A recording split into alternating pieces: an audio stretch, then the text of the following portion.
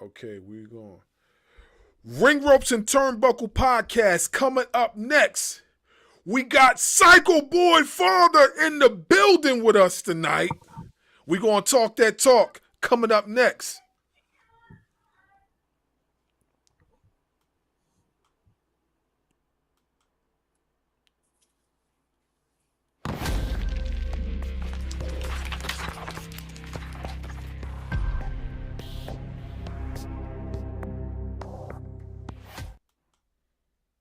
Following podcast scheduled for one fall.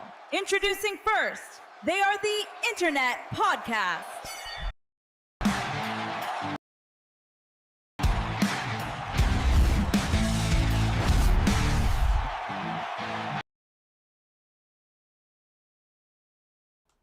We back.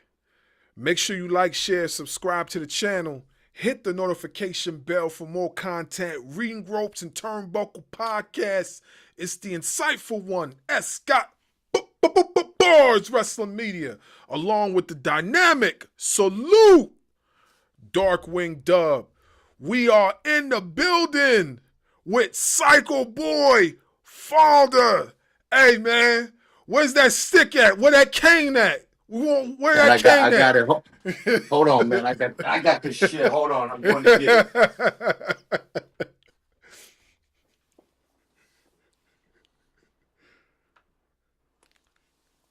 I got you right here. I'm showing up with this motherfucker right here. Yeah, let's go. Right. Yeah. So we got the Psycho Boy and we got the Psycho Stick in the building. Yeah. We appreciate you coming on the show tonight. Like we got a lot of questions. I'm gonna let my people's lead with the questions start off because I got a lot in front of me. So, but I wanted to tell this story real quick, right? So when we were initially booking the interview, right? I didn't know that, and I watch a lot of NWA Power, right? I mean, I watched NWA Power from its inception. Like when it first came back out, I was like excited because I was a big NWA fan as a kid, especially the era with Ric Flair and all that, right? So I didn't know that you was on NWA at the time, but what happened was when we was getting everything done, we was talking to you online, right? I'm looking at the phone and I'm looking at the TV. I'm like, yo, this dude look oddly familiar. Like, I'm trying to figure out, I was like, where I seen this guy from, right? And at the time you was wrestling, I forgot who you was, I think it was like a battle royal. It was like some sort of battle royal, right? And I'm like, I couldn't put my finger on it. And so I talked to my wife.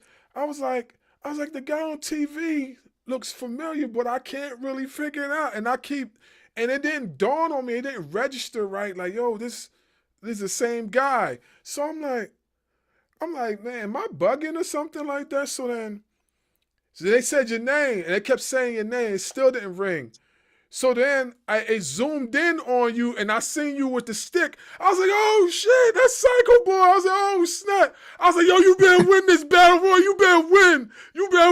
So I start screaming at the TV. I was like, Yo, was that the pay-per-view where I think in that Battle Royal I did a spot with like Rolando and I like gave like the small dude to be like doing the managing. yeah. I think I gave him like a big boot in like the middle of the in the middle of the Battle Royal. I had to go back and watch it, but I think it's the same one though.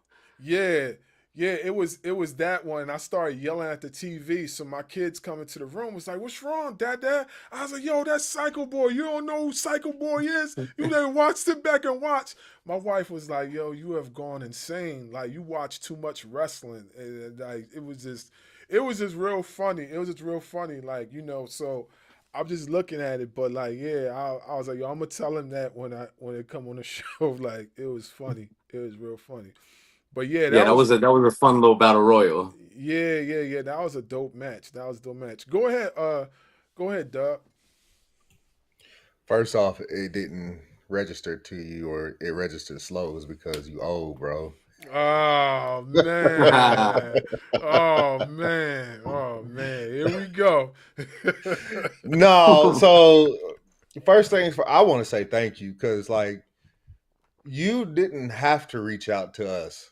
You know, we normally are doing the reaching out, and then he actually saw the message before I did, saying, "Hey, we just got a message from some guy named Psycho Boy," and I was like, "All right, I'll talk to him and see what he's talking about." And then I actually knew you were in NWA because I did a little research as I was like, "Who the heck is this Psycho Boy dude?" So I did a little Yeah, yeah. research before I responded back to you and saw that you were in NWA and stuff like that. So I just want to say thank you because we're the ones that's normally reaching out, but you actually reached out to us. So thank you for that.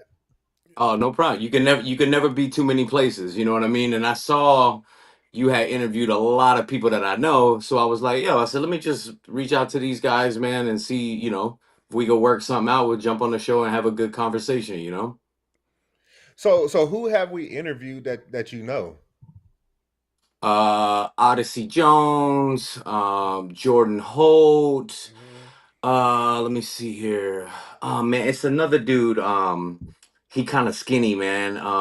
I see him sometimes, like every now and again, I would see him on like an indie if we was working like an indie. He do like a lot of high flying stuff. Talking Damn, about I can't. are you talking about Zay Diego? Vega, Oh, Zay Zay Vega. Vega. Zay That's Zay Vega. Vega. Okay, okay. Okay. yeah, yeah, So yeah. so you know 2/3 of the ugly game. Mhm. Yeah, yeah, yeah, man. I mean, that man, like y'all had so many people on there. I was like, man, let me just reach out to these guys and just see what's up. Mhm. Yeah.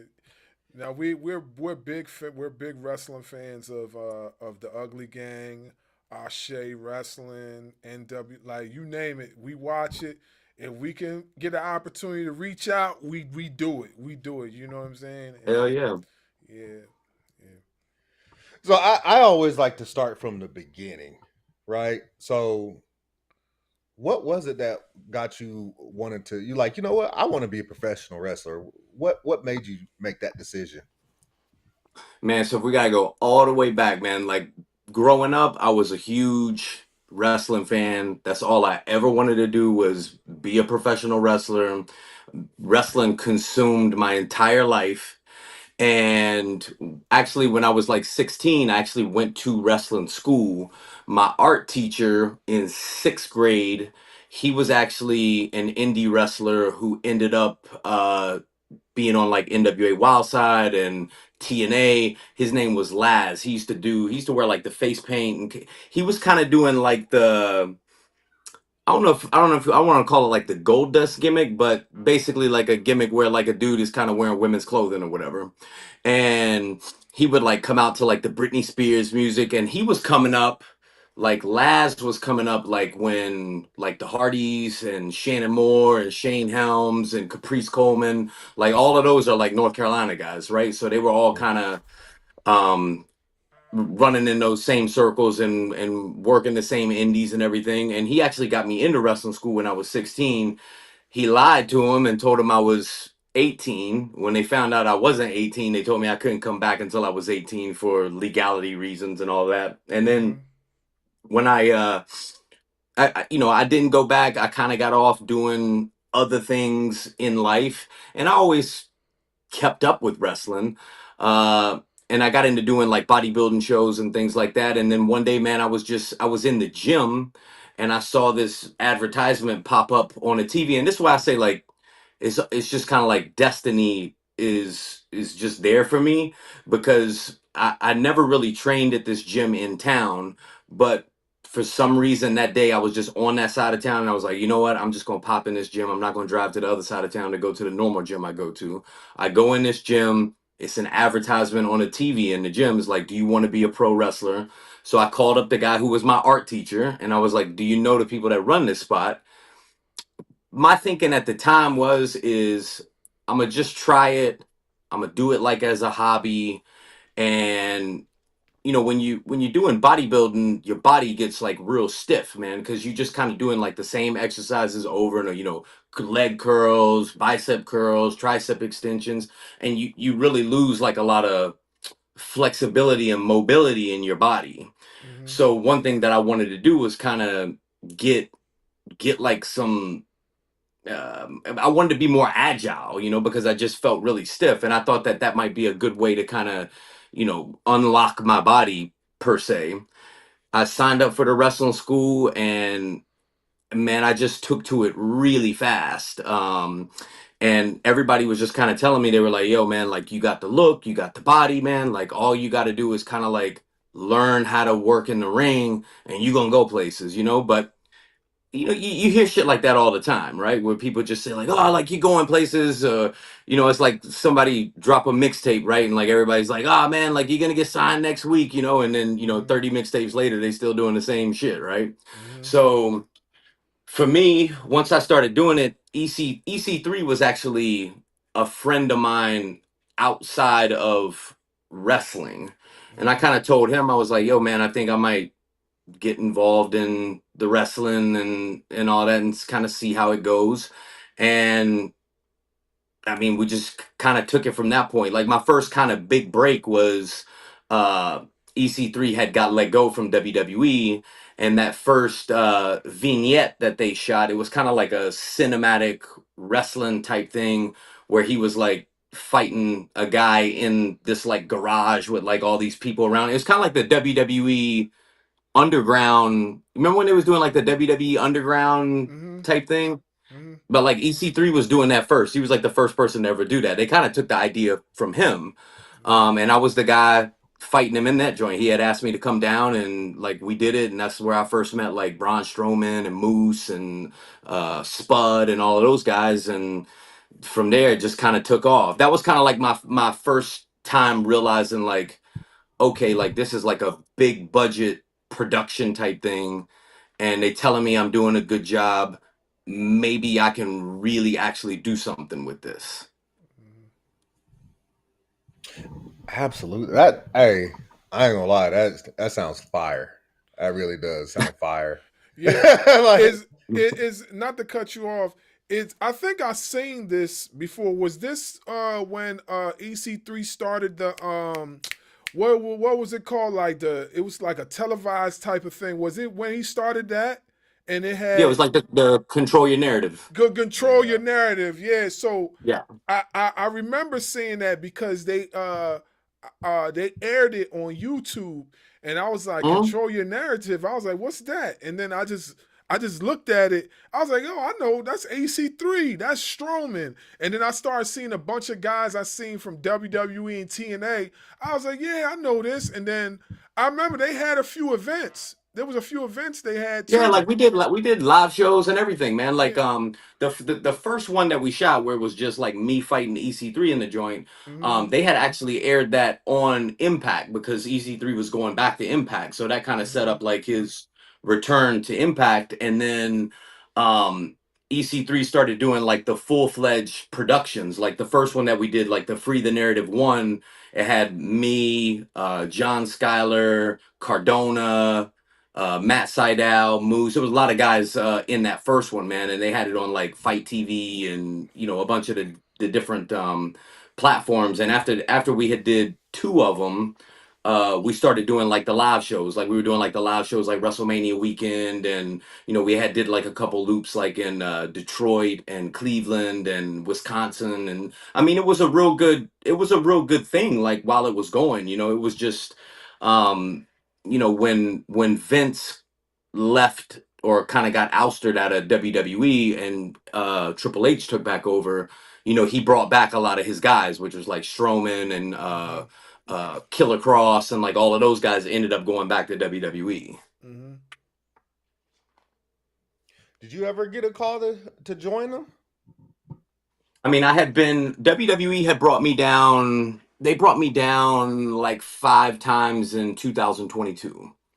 But what ended up happening is I was going down there. I was doing like a lot of like extra work or whatever. They had brought me down like to NXT a bunch of times, and I had got the opportunity at NWA. EC3 had went to NWA, and I had worked Ricky Morton on an indie. Mm-hmm. And I remember Ricky Morton telling me, he was like, you know what, fella, you should be working on fucking TV.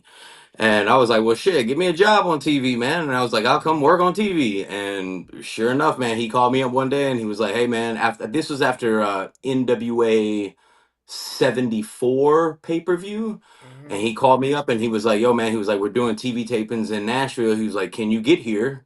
And I told him, yeah. He said, if you get here, I'll get you a match. And then that set of tapings, he got me a match, and they basically verbally hired me on the spot after I did the first match for him. Wow, that's dope. That is super So dope. other than bodybuilding and weightlifting and stuff like that, do you have like an athletic background? Like I know a lot of professional wrestlers, they do like they play football, they did basketball, or I think Zay Vega was in rugby, stuff like that. What about Right. you? Man, I did like a little bit of like amateur wrestling like in high school, but and man, honestly, like I only did that because like they were saying, I mean, it was wrestling and like I like WWE, so I was like, well, maybe I'll, try this kind of wrestling. But outside of the little bit of amateur wrestling I did in high school, I didn't have any athletic background at all. But you had gained like a bunch of power and stuff like that just from the weightlifting Yeah, just side. the Because weightlifting. Oh yeah. you definitely have to have some kind of athleticism to get into weightlifting like that. I mean, I tried it and it sucked. Well, obviously, like when you're training with weights, whether it be like bodybuilding or whether you're doing like CrossFit or any kind of like physical activity, just going to the gym and being active in the gym, like you're gonna get stronger, you're gonna get faster. Your cardio is gonna be better if you're doing cardio and things of that nature. So, I mean, all of that stuff helps. In professional wrestling too. Mhm. So, what kind of advice would you give somebody like myself who just lost 100 pounds because I was diagnosed with type 2 diabetes, get my strength back? What advice would you give me? Man, just consume a decent amount of protein throughout the day and just hit the gym. You know what I mean? Like I always tell people like it's not even about like going to the gym and 100% like I would never expect like if you was going to the gym, I wouldn't expect you to have the knowledge about the gym that like I have about the gym, but just the fact that you going to begin with, you'll pick up knowledge as you go, man. And just the fact that you're in there is probably better than 95% of the people walking around on the planet because most people not going to go, they're not even going to make the effort to go to the gym at all. Thank you. I appreciate that. And I'll tell you what happened. I did 10 years in the Army. After I got out of the Army, my mindset was, you know what? I don't have to get up at 4 a.m. anymore to go do PT. I can Right. eat whatever the hell I want to eat now. I ain't got to worry about a sergeant or a drill sergeant or first sergeant or my captain jumping down my neck for having like a piece of zebra cake in my hand or something like that. I'm gonna do Right. whatever the hell I want to do. Well, doing whatever the hell I want to do kind of got a little bit out of hand. Got diagnosed with type 2 diabetes, and so I was like, well, here we are. I kind of already knew I had a 50% chance of getting it because my mother and both my grandparents and stuff like that, they were type 1 diabetic. So I knew I had a 50% chance of getting it between me and my younger sister. So, but yeah, that's why I had to lose 100 pounds, is because after I got out of the Army, I said, I'm doing whatever the hell I want to do. And it just got out But of yo, hand. man, I mean, congratulations to you though, man, on losing 100 pounds, man. I mean, because listen, man, it's a lot of people that get diagnosed with type 1 or type 2 diabetes, and they just give up, bro. I mean, you know what I'm Mhm. saying? So I mean, just the fact that you know you lost 100 pounds to begin with. I mean, that's half the battle right there. You know what I mean? Like the next step is just like, hey, I always tell people this too, is like a lot of people they want to eat right or they want to do better or they hear the word diet and that's like a scary word, right? Because they're thinking like, man, I got to eat like plain chicken and rice or whatever.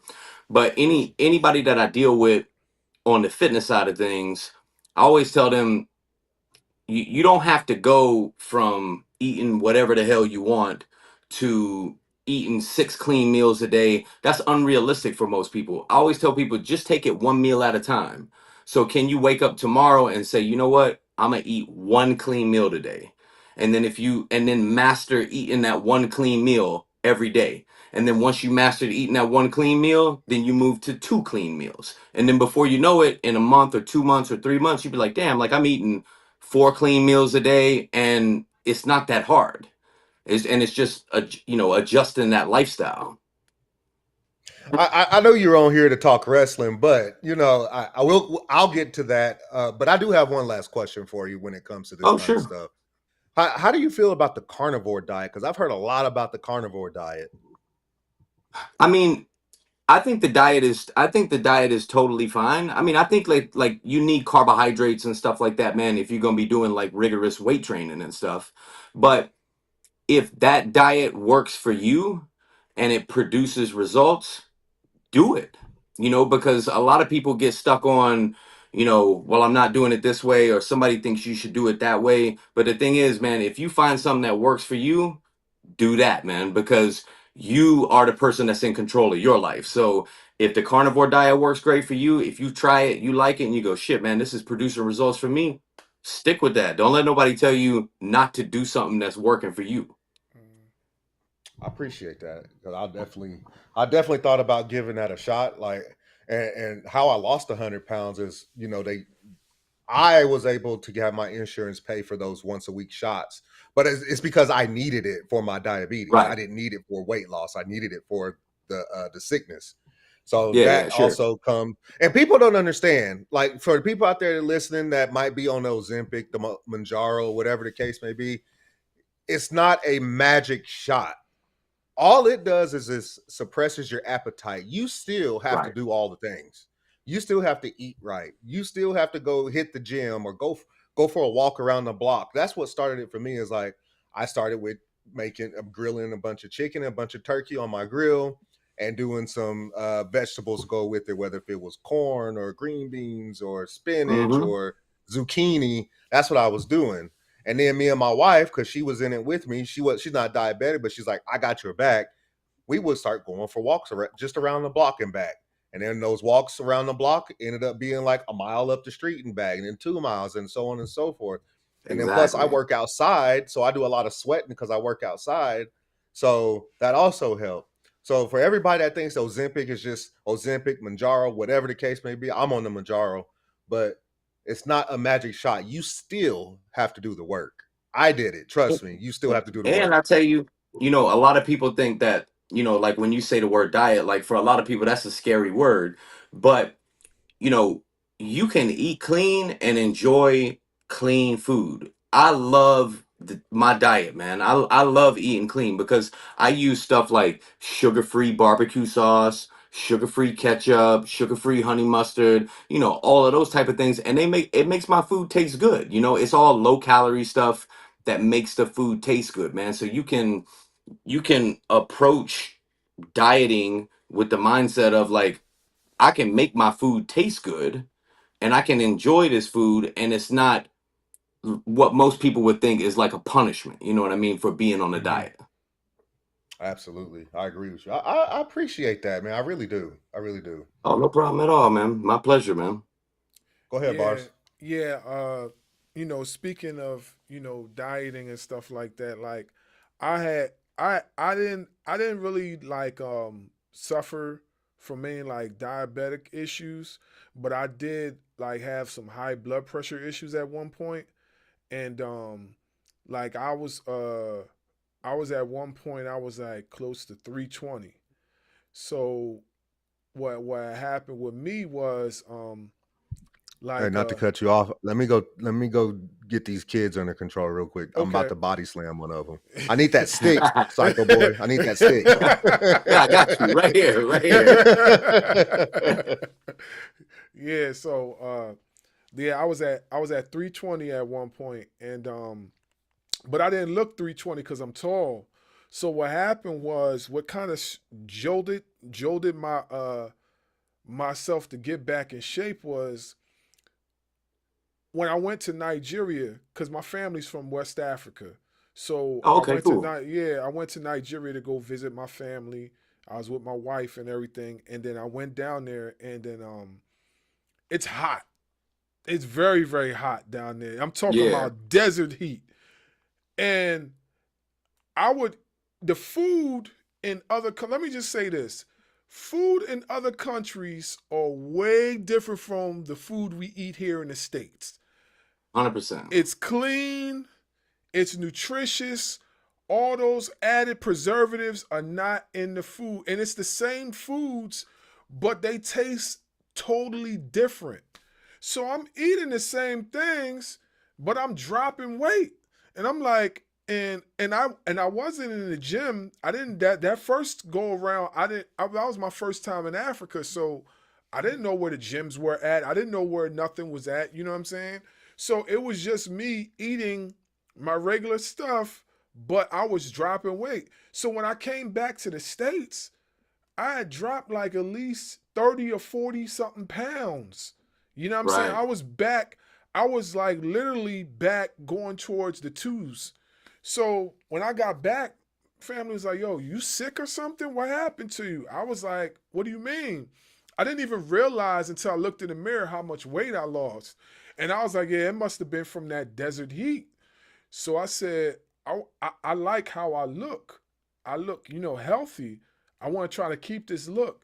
So I started hitting the gym, and I started hitting the gym so like really hard, like, cause I like going to the gym, and I like playing ball. I play a lot of basketball. So I was doing all these things to get myself fit back to like at least close enough to my youthful days. You know what I'm saying? And Yeah.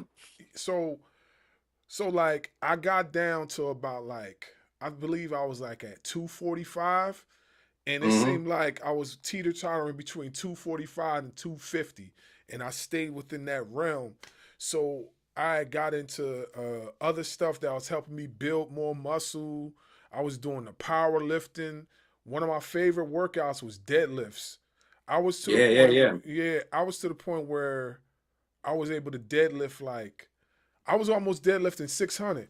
That was like Oh yeah. close to my max, and I was like, oh snap, like, and you never really realize how focused you get until you actually are in that moment. You like, dag, like So since then, I've been trying to keep up with that regimen. Of course, I can't keep up with it that much because of family, work and stuff like that. But I try my hardest. But hearing what you're saying, it's inspiring me to work harder. You know what I'm saying? To work harder and just get on that gear and just keep riding. So yeah, Hell yeah.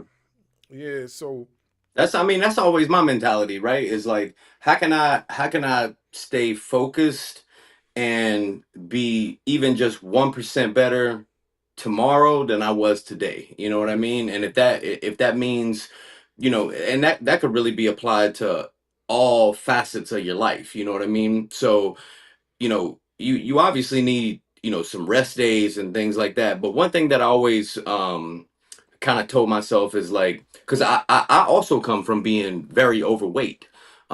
Like, I was a smoker. I used to smoke Newport shorts in a box. And,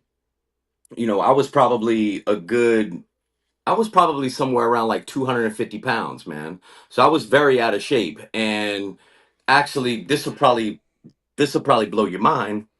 But prior to me getting into bodybuilding, I used to do rap music, right? yeah. So I'll send you some shit, like, bro. Like, I mean, I was on The Source, Double XL. I mean, I got songs with Mobb Deep. I got songs with Killer Mike. I got songs with French Montana. Uh, Oh, um, Psycho Boy got bars, man. You speaking my I got, language. I love I, music, man. I'm in. ma- Yeah. I ain't had no, I ain't spit no bars since like 2012. Uh-huh. But um, in 2000, like late 2011, early 2012, I went to New York. I met up with a guy. His name was Sal Bonaventure. They ran a group. It was called the 10 Agency. And like at this point in time, like I was like piping hot, because this is when white rappers were kind of like coming out. So you had like Mac Miller and like Machine Gun Kelly. You had like me, and maybe there was like one or two other guys, right? And I went up there and I had like a single with I don't know if you're familiar with this guy named Fred the Godson. Oh, what? Oh my Yeah. God! Yeah, of course, of So course. I had one single with Fred the Godson, and I had one single with Killer Calione from Slim Thug's man, right? Yeah. So those two were good, and then I had the single with French Montana that was coming out. So I met up with this guy Sal Bonaventure, and he had that group, and they had distribution through Universal at the time, and we had like this big meeting up in New York and everything, and they were like, we love your shit, but we don't like the way you look. And I was like, okay, but their whole thing, right, was we can't really market no fat white rapper. Like it just wasn't their thing. So he was like, look, he was like, take like 3 to 6 months, hire a personal trainer, get in shape, come back up here, and we'll sign you to a deal, right? So we were doing a lot of like touring around, like we were doing like I don't know if you're familiar with this, like they used to have like the AC3 festival in Atlanta. They Yeah, had like yeah. South by Southwest, like in Austin, Texas, and everything. And when you're doing a lot of shows like that, you're doing shows and traveling and fucking doing drugs and smoking weed and doing all that kind of shit, man. And you up all night and just eating junk food and drinking alcohol and everything, is easy to put on weight, bro. And I put on a ton of weight. I went back, I hired a guy, and then I met a guy who was like a bodybuilder, and he he started doing my diet. And the one thing that I realized is, like, in the music business, is a lot of politics, man. A lot of politics. Yeah. And when I started doing the fitness shit, I was just like, oh shit, like I'm in control of this. I control everything with this. Like if I eat the diet and I train hard, I'm getting the results. I'm in control of this. Like nobody, I don't have to politic with nobody to get no results or do any of that kind of shit. And I just fell in love with doing bodybuilding. And then just slowly I just got out of doing music and I was just like full-time bodybuilding because I just ended up falling in love with it. And that was kind of like the end of my music. But it basically, from learning how to promote myself doing music to then getting into doing bodybuilding and getting into the supplement business and doing all that, I feel like all of that is what led me to what my real destiny was, which was doing pro wrestling. Yeah. It was like a full circle, like all the way back to like when I was a kid. I was like, okay, I learned how to market myself through music, that I was able to use to get into the supplement business where now I could make money and fund, basically my life and live off of this kind of money. And then being a bodybuilder, having already kind of like built my physique and everything. Then when I got into wrestling, it was like I had all the tools that I needed to succeed in doing wrestling. hmm You know what? Like, it's funny because you say that, right? And like I have like a similar story. Like I love music. He'll tell you like I've battle rapped. I've been in like battle rap competitions. I've had been in front of like some of the top tier guys in battle rap. You know what I'm saying? They've hosted events that I've been like a part of and things like that.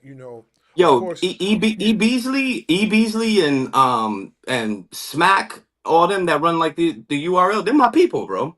yeah, I'm a big URL fan. I'm not so much into it like I used to be, but Hmm. I'm still involved in my music. But I bring that up by saying this, like everything comes full circle, right? Like For sure. when I started my music journey, like let me say like when I was 11, and like music showed me how to be confident in my inner self, how to stand in front of people, perform in front of crowds, how to like presentation is everything, style, look, you know what I'm saying, voice Yeah, yeah. projection, all those things, right, matter, right? And then from there I go into podcasting, you know what I'm saying? My Hmm. other love is professional wrestling. Of course, I feel like I kind of past that time frame as far as like trying to get in the wrestling ring. You know what I mean? That's a story for another time. I kind of passed that You time. well past that, Yeah, bro. yeah. This guy, yeah. So I kind of passed that, but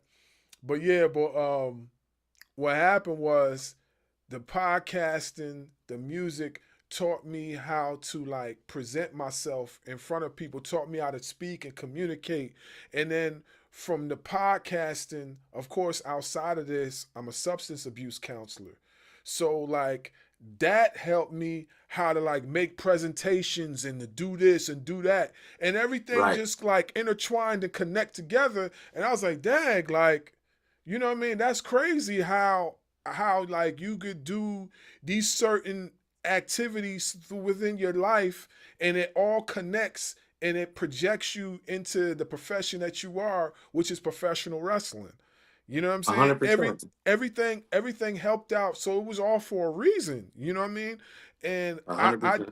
I do believe the universe would never do you wrong when it comes to these type of situations. If your destiny is to be in that wrestling ring, somehow, some way, it was going to lead you to that wrestling ring, and that's exactly what it did. No doubt. Yeah, And bro, like I look back and I just go like, man, if if I never did this or I never, took this left turn here or whatever, like it all led me to just like doing the wrestling. That's where I met my wife. I mean, like just so many things just kind of intertwined and connected to kind of put me where I'm at like right now today. I was, mhm. so you talking about music. I was going to ask you, do you know Rain 910?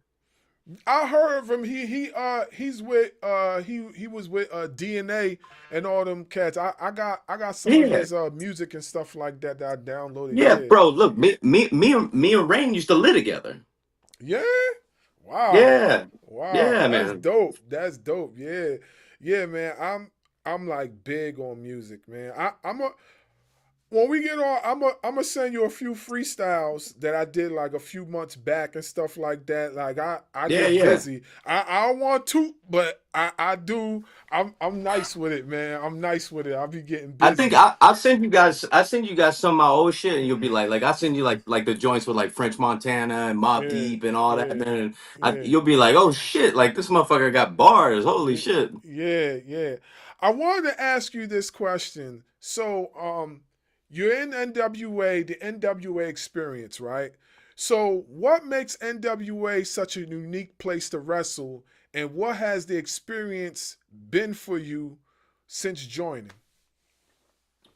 Well, so like I was working at NWA from like August 2022 until about the beginning of 2024, and like my time there was fine, you know what I mean? I mean they had me in like a lot of good programs, like me and my wife worked a program with Camille and Latimer. Me and Mm-hmm. Latimer was doing like the kendo stick match, like pay-per-view and all of that. Mm-hmm. And I mean they have a good setup in terms of like the production and everything. I love the agents there because most of the time like my agents for my matches were either Homicide or Dr. Tom Pritchard or Medusa. Mm-hmm. And there's always stuff that you can learn from those people, man, because they're just the things that they have done in the business is unbelievable. And the locker room was good. Everybody was friendly, and I think everybody kind of had the common purpose. You know what I mean? To try to build and grow the company, and then ultimately, kind of like what led to us, me and my wife leaving NWA was, I think that they had a vision for what they wanted to do on the creative end, and we had a vision of what we wanted to do on the creative end. And one thing I always say is like, even if you don't agree on something, if you're at a crossroads with somebody or a company or whatever the case is, it's okay to be at that crossroads and say like, hey, I respect what you guys want to do, but like this is what I think is best for us and what I think is best for our career. And I'm a gamble on what I think is best right now. And we could take a break, and that doesn't mean that the door is closed forever. That just means like, hey, like I'm gonna take a break. I'm gonna let you guys do what you do. We gonna do what we do, and we'll see how it works out. And I think at the time, like with us leaving, that was the right decision because my career and like what we're doing in terms of like the Psycho Love gimmick and everything, it's only been on the trajectory upwards. Mhm. And the amount of names and buzz that I have got like on the indies Mhm. um has led to us probably doing some stuff in the near future that people will see. Yeah, and it's funny you spoke about that because that's definitely where I was getting ready to ask you as far as play people that you have faced. So you face some like wrestling's top talent, and you've also challenged for the television title, I believe, right? The NWA At television NWA, title.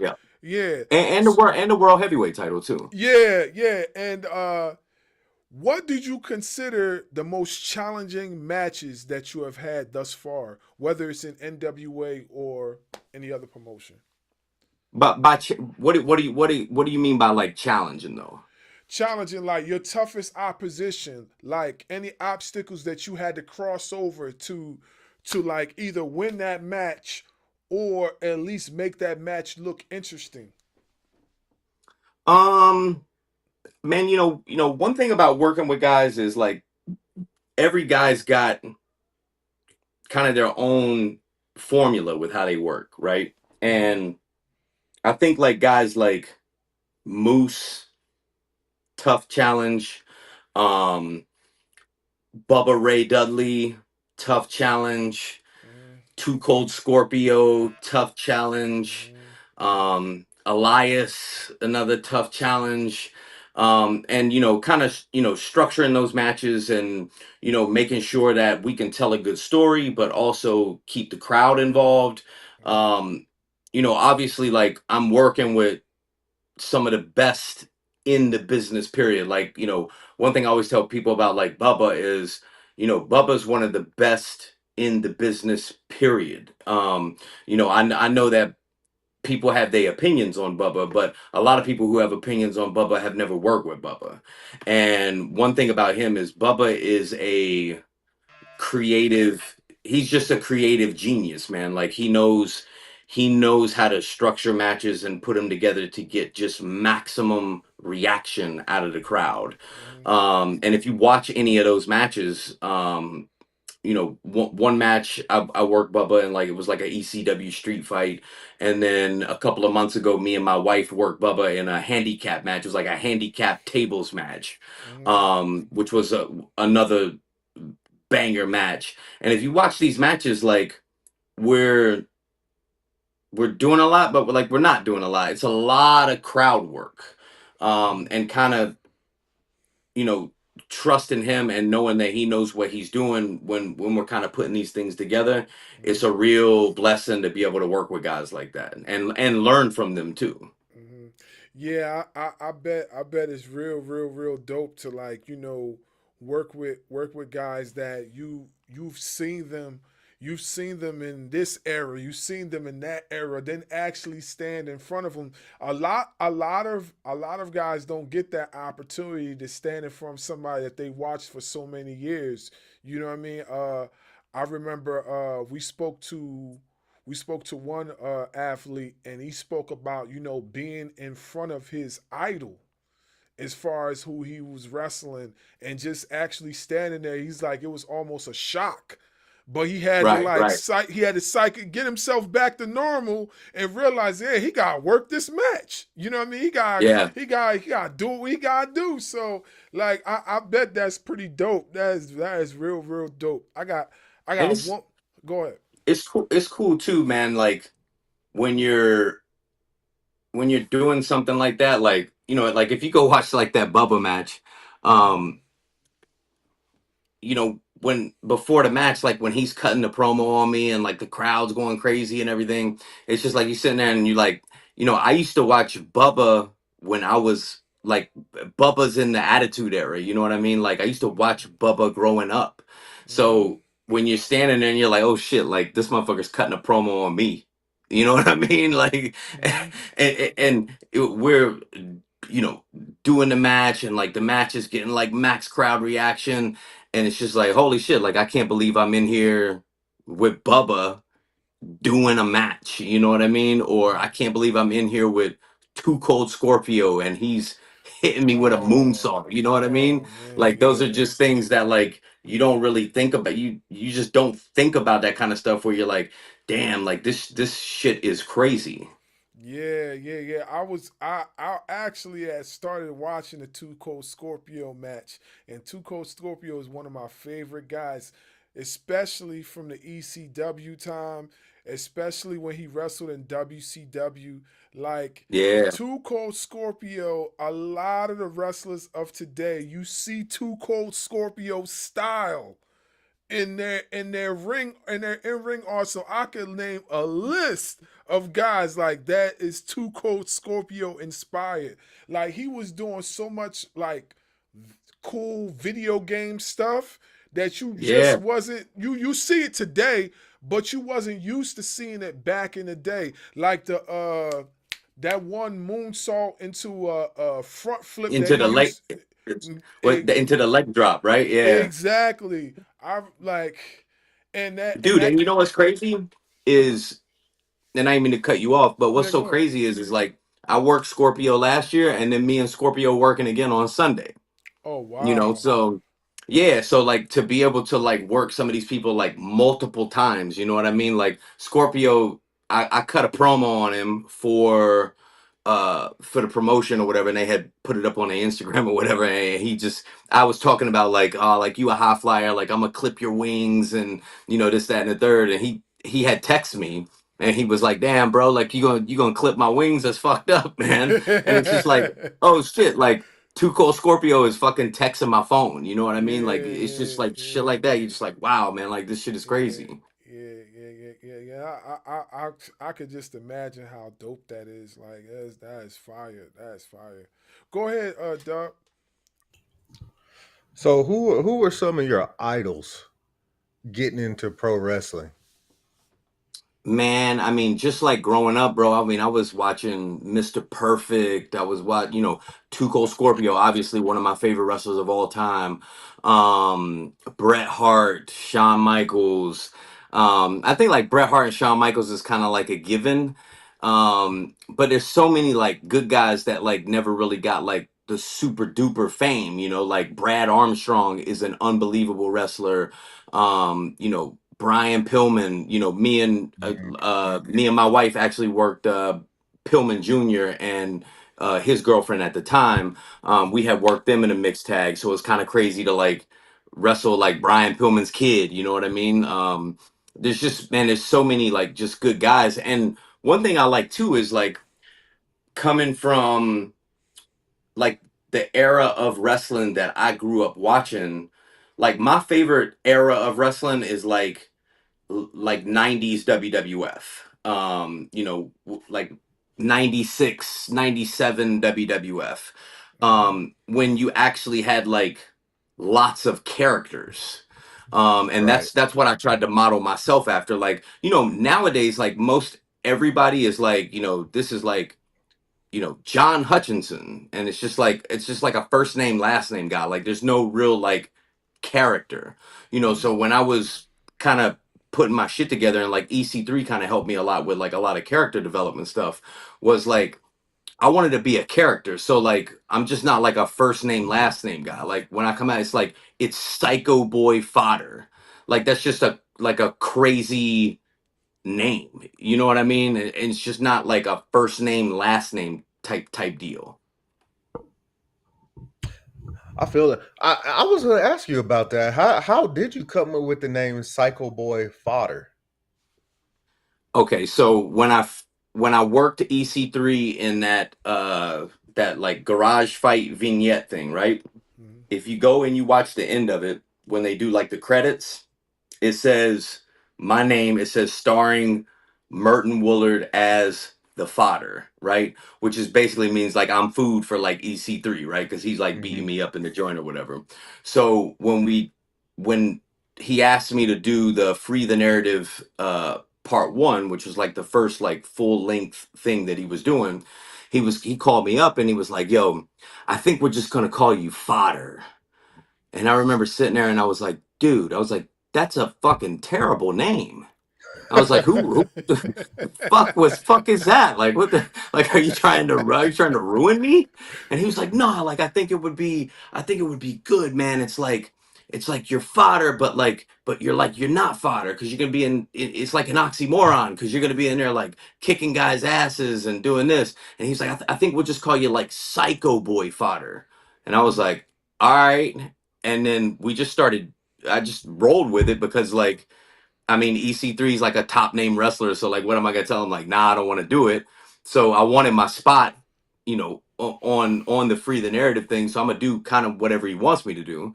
So I'm like, cool, we'll roll with it. And then after it got released, I was getting hit up, and people were like, hey, like we want to book the fodder guy. And I was like, okay, well, shit, I guess I'm fodder. So I started doing it, and now like I really can't see myself as anything else. Like it's just that's what it is. So that's just something that just sort of just happened, and then it just stuck. That happened, and it's the same way like with like how we came up with the Psycho Stick. Like this, so when we did the program with Latimer and Camille, um when we were doing like the live like NWA Power when we were in Knoxville, right? They wanted us to attack them. So they were like, well, what do you want to use? Like a chair and then they had suggested to me to use the kendo stick, right? So I was like, cool. So I attack him with the kendo stick. So that set up like our match. It was going to be a Singapore cane match, right? So after the pay-per-view, the next day at TV, Joe Galley, the commentator, he's standing there talking to me, and Billy Corgan walks up and he was like, I think you should just carry the stick with you everywhere. And I was like, okay, cool. Like, I'll carry the stick with me everywhere. So EC3's walking by, and Joe Galley was like, well, what do you want to call the stick? And EC3 goes, you should call it the Psycho Stick. And I was like, all right. And then Joe Galley was like, okay, cool. We'll call it the Psycho Stick. And he just walks off. And then they just started calling it the Psycho Stick on commentary, and it just stuck. So it's like, we're kind of like just bullshitting and like joking around in the back, and like, it just stuck, and we just roll with it, So did you have a name picked out before Psycho Boy Fodder just stuck with you? Yes. So before I was Psycho Boy Fodder, I was doing like like when you go to like wrestling school and shit, like they tell you like, oh, like just like pick something that like people can resonate with, and like this, or they were like, so like what do you like? And I was like, man, I don't know, like I like America. So they were like, all right, so you could just wear like the American flag, like knee pads and like this. Dude, it was literally like I was a creator wrestler on like a video game. So it's because like I mean like I'm a big jacked up dude, right? And they're like, okay, like, well, what do you like? And I was, I'm just like, well, I don't know, man. Like, I mean, I like America. Like, I guess that's okay. And then I get like the knee pads and like the red tights, and I had like the like American flag like bandana, and they were like, what do you want your name to be? And I was like, I don't know, like I guess I'm an alpha male, so I'll just call myself like Alpha Ace. And that's what I started calling myself. But if you go back and look at it, like aesthetically, like it looks fine, but now when I look at it, I'm just like, this ain't me. Like, this is like some shit somebody would create on like WWE 2K25 or some shit, right? It's and I remember watching me and I don't know if you're familiar with these guys, but do you know the Righteous on AEW? Okay. Yeah. So Bill Carr, he's the bigger guy with the big beard. Mm-hmm. We were sitting down one day and we were watching a match, right? So we watched a match with me as Alpha Ace, and then we watched a match with me as Fodder, right? Where I'm just wearing like black jeans, black boots, nothing else, right? No shirt. And he goes, man, he goes, you even move different when you're fodder. He said, and you know why that is? He said, because you're more comfortable. He was like, the black jeans, black boots, tatted up, jacked up ass kicker. He was like, that's you in real life, dude. He was like, that's why everything looks better and flows better in the ring when you're fodder. He was like, this other shit, he was like, this is not you. He was like, this is just some fucking horse shit that was made up. The Mhm. black jeans, black boots, ass kicker. He was like, that's you. He was like, and that's why it's better.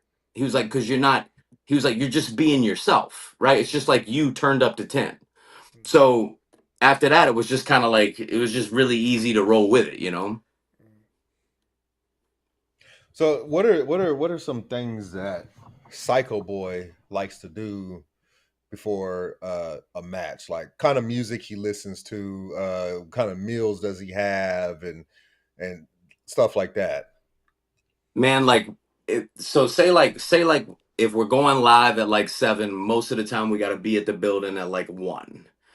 So when I get to the building, I'm not like, I'll bring my meals with me and stuff like that. And then, obviously, like I just eat like just basic diet meals and things like that. But how I kind of get ready for matches is like once we kind of got things put together, for what we're gonna do. One is like I like to go over it in my head a lot because I'm very OCD. So I'm just going over it and going it over as many times as I can so I can make sure I got it, like when I get out there.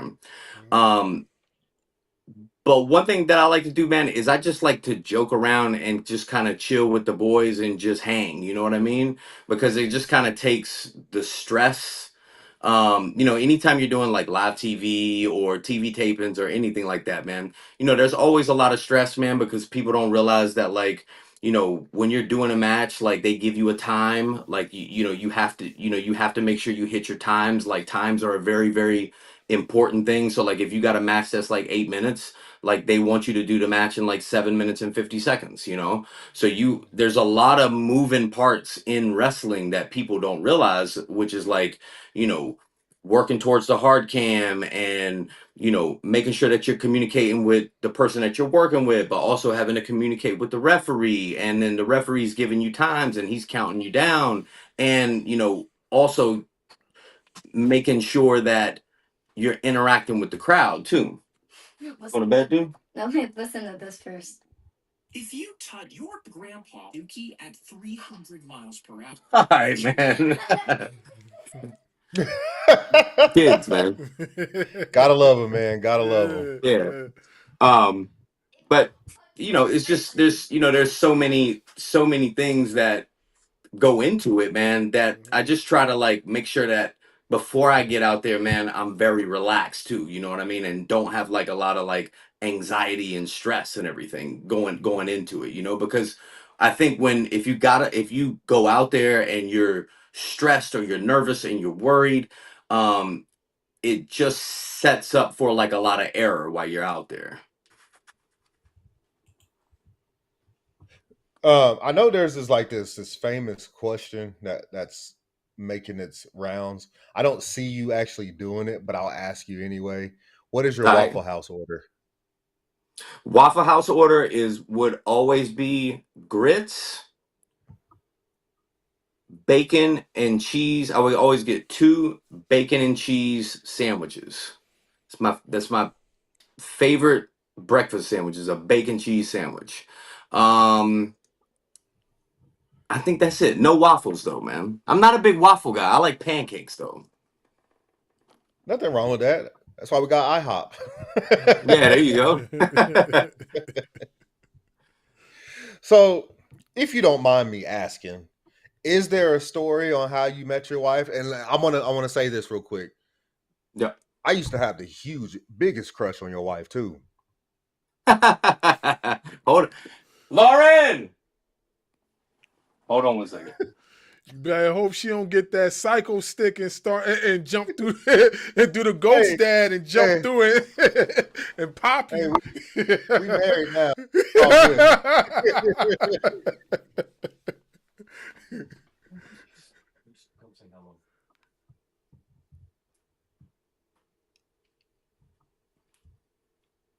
Hold on 1 second, bro. He put me on the spot. He said he had a big crush on you back in the day. Hi.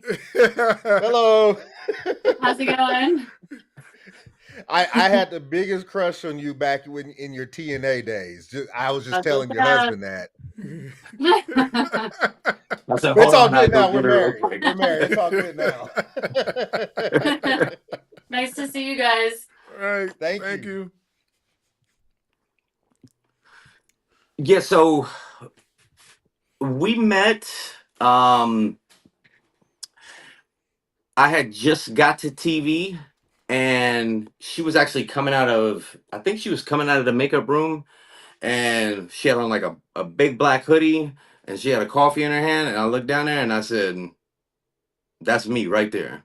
And I just beelined right to her, and we just started talking, and once we started talking, we just never stopped talking. The boy shot his shot and got the girl. Mm-hmm. Mm-hmm.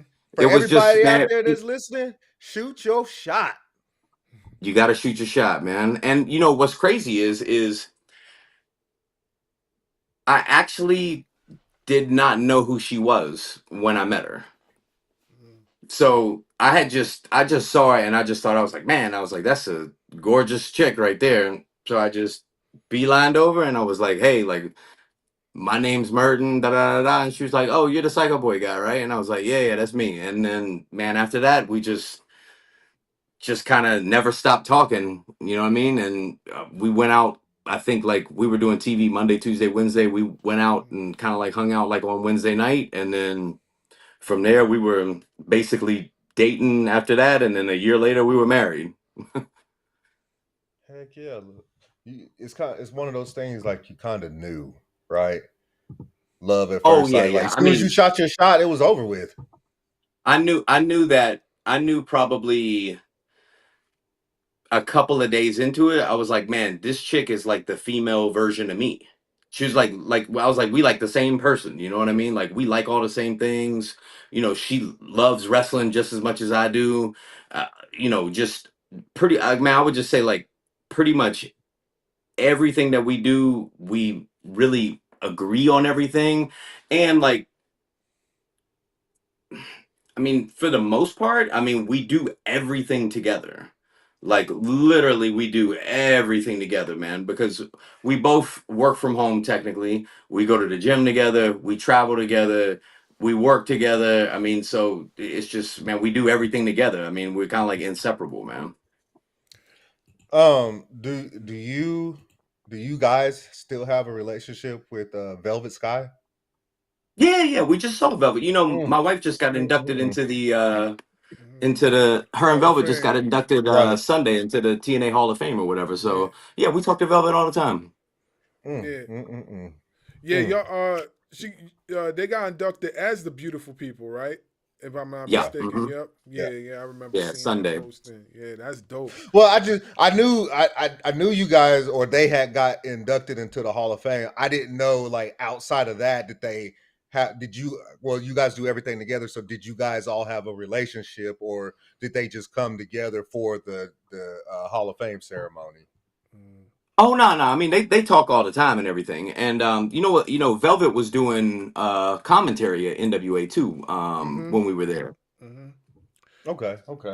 Yeah. Go ahead, Barz. I just want to throw that out there. Like you're a Oh yeah. lucky man. Your wife is beautiful. Oh, thank you, bro. I appreciate it. Yeah. So it's funny he asked that question because my next question was basically, what influence did Angelina Love Psycho Girl have on your matches and your overall persona? Man, the thing she helped me the most with was promos. Okay. Because she's like grade A, man, when it comes to the promos. Mm-hmm. And I used to hate doing promos, dude. I used to totally hate it, man. I'd be like, man, like, why does anybody need to talk? Like, we just need to do the wrestling. Like, that's it. And obviously, like, the more I got booked, the more people, like, the promoters would be asking for like promos to kind of help, you know, sell tickets for the shows and things like that. And I was like, okay, like, I guess I'm gonna have to learn how to do these promos. And she would give me a lot of ideas for promos, and just when you're doing promos, how to like work the camera when you're doing promos, and then not talk at a million miles an hour when you're doing it, right? Like saying one thing and being able to let that one thing resonate with the person that's watching it, and then move on to the next thing that you're going to say, right? Because you'll see like a lot of indie guys, man, that do promos, man, they do promos and they're fitting they're fitting 5 minutes of shit in 1 minute, right? And they're talking a mile a minute and you can't keep up with it, right? Whereas if you just said like, yo, most people's attention span is very short. So what I'm going to do is I'm going to hit the 3 or 4 bullet points that I need to hit, and I'm going to hit it in 60 seconds. Because once you go to TV, you're going to have, just like how you have times on matches, you're going to have times on promos, right? Where they're going to say, "Hey, you got a minute 20 for this promo. Go," right? And you got to be able to hit the bullet points that they give you for whatever program that you're working, make it make sense and make it so that the viewer can understand it, and do it within the time frame that they're allotting to you. Yeah, I think the promo and the character development is very important, and we actually spoke about that yesterday with Ryan Rembrandt, and he was Mhm. basically saying like how it's like it's kind of easier to be a face than it is to be a heel. There's a lot more. I feel like, and we was agreeing. There's a lot more elements into heel work than there is the face work. And I was like, it's kind of easier to like get the crowd on your side, especially if you're getting beat down and stuff like that. But it takes a real special human to like go out there and get so much heat from the crowd that they throwing stuff, that they mad at you. I mean, for God's sakes, like MJF, man, Right. that guy is the ultimate heel. And He bro, had, for me, I can't be nothing but a heel. yeah. Like I'm a terrible baby face. Mm-hmm. And that just comes with knowing what you're more comfortable doing, right? Right. Me, I'm more comfortable talking shit, getting heat from the crowd, and Mm-hmm. both, and like, my wife is a career heel. I'm a career heel. So going into those situations, and look, man, the thing, if you're a baby face, the thing about that is you need to work with a good heel Mm-hmm. to be able to garner that kind of sympathy, right? Right. If you're working with a guy and he's a heel and he's not working the crowd and getting heat, then nobody's gonna give a shit about your comeback, bro. Mm-hmm. You gotta build that up. And one thing I would say too is, if you watch some wrestling, you'll see guys and you'll go like, this guy's supposed to be a heel, but like they not really booing him, or they cheer him at specific times and things like that. Part of Mm-hmm. the reason for that, right, is everybody wants to do cool moves. Mm-hmm. Nobody wants to just get heat, bro. And like getting heat is like doing shitty things, choking, punching, doing shit behind the referee's back, right? If Mm-hmm. you a heel and you out there doing fucking Hurricane Ranas and shit, or you doing 450 splash, they gonna pop for that. I don't want people to pop for me. I Mm-hmm. want them to boo me. Mm-hmm. Because if I'm getting boos, then I know I'm doing my job. I'm like, Mm-hmm. okay, now we're getting it cracking. You know what I mean? Because you want that crowd booing you out of the building. So when it's time, when that double down happens and the babyface gets that one move out of nowhere that puts everybody down, and we're about to build that big comeback right there where he's gonna make his comeback, that's when you want the crowd coming up for him. And they not gonna come up for him if you ain't got no heat. Right. Right. Yeah, I definitely agree with you. And that's why I feel like heels are special in every sense of the word. Like we could go through a laundry list of some of the best heels like from now and back in the day. We could talk about Randy Orton. Randy Orton, when he's a heel, he is diabolical. Like, who else was a good heel? Like another person that I think is a dope heel. Macho King was a good heel. Oh yeah. You know what I'm saying? Roddy Piper. Man, Mm-hmm. yeah, good heel. Hall and Nash were good heels. Like when they first like got the NWO going, Hogan was a good heel when he was in the NWO. Man, you think about guys like, and I mean this is kind of random, but like La Resistance when they were in WWE, they were good heels. Yeah. You know, and man, I'm trying to think of like some more like good heels. Nasty Boys were good heels.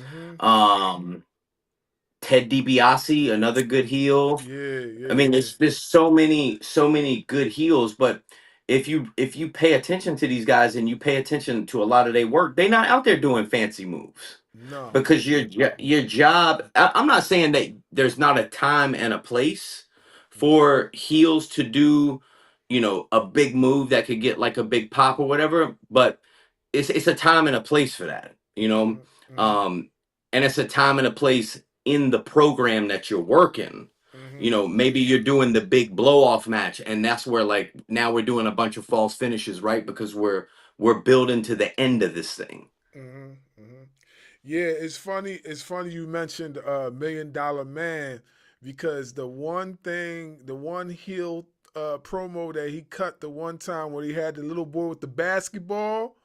Yo, that shit is legendary, Oh bro. my God, bro. I was on the floor. Because I remember the funny thing, the reason why I laugh at it so hard is that I watched that episode as a kid and I hated him for it. I was like, yo, I don't like that guy, Mom. Like, I hate that guy. Why is he doing that to that boy?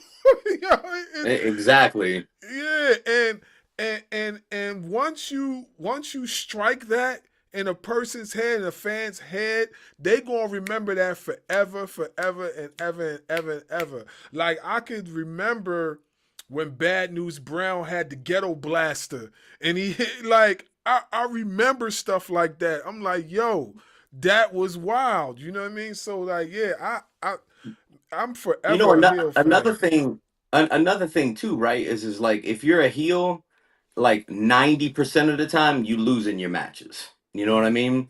And the thing about being a good heel, and I told this to somebody the other day, is the thing about being a good heel is it doesn't matter if I win or lose. It don't matter at all, right? Because if I come through the curtain and we get reaction, that's what everybody wants. They want you to get reaction. If you come through the curtain and get no reaction, that's not good. You need to be getting reaction. So it doesn't matter if I lose every match, because when I come through the curtain, people want to boo us. And if they want to boo you, that means you're getting reaction. That means people want to see you. They want to boo you. They want to see you lose. And if you can do that, then you'll always be working. Yeah, definitely. And that's kind of the reason why I'm so invested into like watching the heels and what they do, the artistry behind like getting the fans to hate, the artistry behind like them like it was, man, like heels are, I feel like, the best in professional wrestling. I don't care what type of heel you are, like the work that you have to put in to like get the fans to react that way, that's art in itself. That's art in 100%. itself. And I could see why now there's now like one of the major classes they have in pro wrestling schools is the heel work, is the participation, is the like you just the interaction, because I feel like that is so important. That is so important. Yeah, but oh yeah. I got one more question. I'm gonna pass it back to Dub. What is the origin behind the Psycho Slam? Okay, so I used to do a move where basically I would be holding a guy like this, and I would take him and I would swing him around, and he would take a back bump, right? And one thing about having a finishing move, right, is you Mm-hmm. have to be able to make sure that you can hit your finishing move on everybody. Mm-hmm. That was a move that there were some guys that like okay, take like for instance like Odyssey Jones, right? I Mm-hmm. could not pick him up and swing him around and do that move on him, right? Mm-hmm. But something like the Psycho Slam, I can I can hook the guy here and I can do the it's it's kind of like the Psycho Slam is basically like the old like Yokozuna Uranagi, right? Mm-hmm. Yeah, right, right, right. And that's a move that I can hit on anybody because all the guy's got to do is jump for me. And if Mm-hmm. he jumps, I can turn him. You know what I mean? So coming up with that move was basically looking at something and going like, okay, how can I take a move and give it a name that implements my character and it's something that I can do to everybody. So we had kind of settled in on that and there were a couple of other like character spots. Like one thing I worked with Dr. Tom Pritchard on um a lot of times when he was agenting my stuff and when he was kind of helping me behind the scenes was making sure that I had a lot of character spots Mm-hmm. in the match. Like one of the character spots is where I would do like the Mr. Perfect neck breaker and then I would pop up and give him a boot and then give him the elbow drop, right? And then I'll walk over to the hard cam and she'll get up on the apron and like lick my face and it makes me go crazy, right? Things like where I give him like the eye rake down the ropes and he kind of hangs over the ropes and then I give him the back bump off the ropes and then I roll backwards and then kind of crawl and look super crazy like with my tongue out and then choke him. You know what I mean? And those are all relatively like simple things to do, but the idea behind that is you're getting your character over. So when you do those character spots, it gives the commentary team something to talk about, right? So Mm-hmm. when I crawl into him and I got my tongue out and I look super crazy and I go here and I just start choking him, Joe Galley or whoever it is on commentary, they can go like, man, this guy's totally crazy. He's psycho, man. He looks Mm-hmm. absolutely insane. He'll break all the rules. He doesn't care, and that allows the audience that's watching you on TV, Mm-hmm. if they've never seen you, immediately they know, okay, psycho, crazy. I get it. Mm-hmm. That's that's what you got to have. You got to have stuff that resonates with the audience that the commentary team who is basically telling the story of the match while you're in there doing the physical match itself, Mm-hmm. it gets the point across to the viewer and kind of helps you build with the fans. Yeah, it definitely does. It just goes back to what I was saying before. Like it's all about like the impression that you leave on the audience. If Hmm. and we spoke about that with Ryan Rembrandt the other day. Like if I could leave that impression on you. I could do 1,001 moves. They probably won't even remember none of the moves, but they gonna Exactly. remember that promo that I cut. They gonna remember, oh, I hit your favorite with the choke slam, or I hit him with the steel chair while he was cutting a promo. They gonna remember that. They gonna say, oh, I don't like Exactly. that guy. So yeah, it makes perfectly good sense. It makes perfectly good sense, and I'm glad that you it broke it down like that, because a lot of times when the fans see that, they think it's like they think it's easy. It ain't easy. It ain't easy. Yeah, I wrestling is hard, man. Yeah, it's a lot of character work behind doing these things. So like I appreciate the way you broke that down. Go ahead, Dub. So to this day, like even some guys that I work with, I tell them that I do a professional wrestling podcast, me and my brother here. So for somebody who is active in the business, been in the business for a little bit, can you explain to some of these knuckleheads why wrestling isn't fake and how wrestling isn't fake? Mm-hmm. Wrestling is I always tell people wrestling is a show, man. It's sure, the winners and losers are predetermined, but when you bumping on that ring, man, you just bumping on wood. I mean, when you get hit with a chair in your back, or you get hit with the psycho stick, these things hurt. And taking bumps and doing things like that, sure, like your body will acclimate to anything that you put it through. Just like you see people like walking on like hot stones and stuff like that, and you go like, how's he even doing that? It's the same thing like with wrestling, man. It's like, sure, wrestling is predetermined, it's a show, but the physicality involved in wrestling is very real, you know what I mean? And you know, when people say fake, I think fake is just an easy word to go to, right? But they go, oh, it's fake, but it's like, man, well, so are movies, bro. But that don't stop you from watching movies. You know what I mean?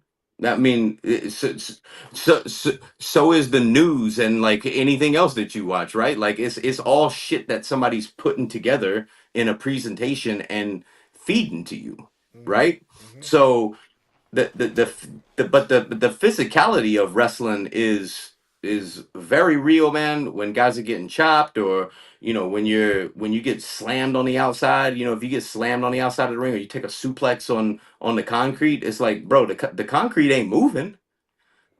I mean, Yeah, that's true. Yeah. you know what I'm saying? I mean, my body is still getting slammed on the concrete. And I would tell anybody, bro, like, if you think it's fake, then we could go right outside right now and I could body slam you on the concrete, and you let me know how you feel after you take the body slam on the concrete. People will have a different, they will have a very, very different opinion. Or you know what you do? You let them take a chop. Let them take a chop. Let them take one of them big Right. show type chops. Let them take one of Bro, those. you see Kofi Kingston, like his whole chest split from one of them big Yeah, show chops. yeah, Yeah. It's yeah. like, dude, like this, like, uh, sure, like, I mean, like, it's a show, but like, the physical pain, bro. Like, some days I wake up, man, and I'm not kidding, dog. Like, I will get up in the morning times, and it literally takes me 45 minutes to an hour for my body to just warm up. I remember I read Moxley one time. He said like if they were doing wrestling shows in the morning, he wouldn't be able to do them because it takes him all day to get his body warmed up to the point where he can go out there at night and do the matches and shit. And that's very true, man. I mean, especially if you're somebody like, you know, I mean, like my body is taking a beating all the time because I'm doing cardio, I'm going to the gym, I'm training in the gym, and I'm doing matches. And you know, I mean, bro, Tuco Scorpio is probably like 230 pounds. You gonna feel all 230 pounds when that man moonsault off the top rope and land on you. Yeah, You know what I yeah, mean? I yeah, mean, there ain't no faking that. yeah. One of my favorite pictures I like to show people is when they say that kind of stuff to me. I just Google a picture of Sheamus after a match, and I show them that picture. Now, what part of that looks fake to you?